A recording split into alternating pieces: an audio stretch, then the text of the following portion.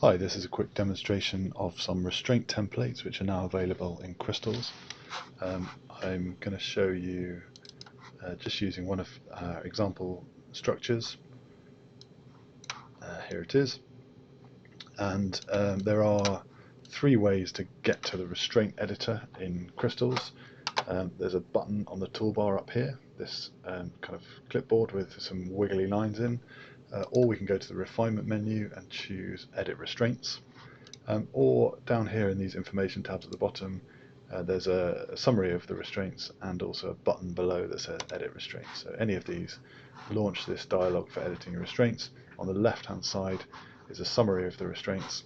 On the right hand side is a picture of your structure which you can use to click on and insert atoms into the editor on the left hand side. So the new feature here is this template editor at the top. We can choose a type of restraint we want to add. There's a large array of them here, and it will be inserted at the cursor.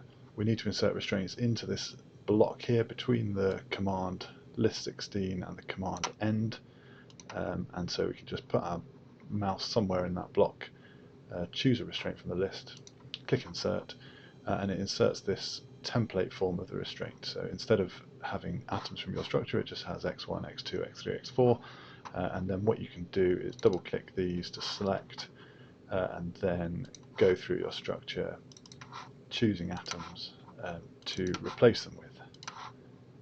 And we can also, if we want to make this 5-membered ring planar, we can add on I've gone the wrong place. Add on an atom at the end of the line. There we go. Okay, so there's a big variety available there. Some of them come with some explanation of what's going on. So if I choose one of these displacement parameter restraints and insert it, you see it has a comment line that explains, gives you a reference to where you can go and find out a bit more about that restraint. And the help menu takes you to the crystals manual, where you can read about the range of restraints available. And there's actually a few more than this list here, although this is quite comprehensive. Okay, save and exit.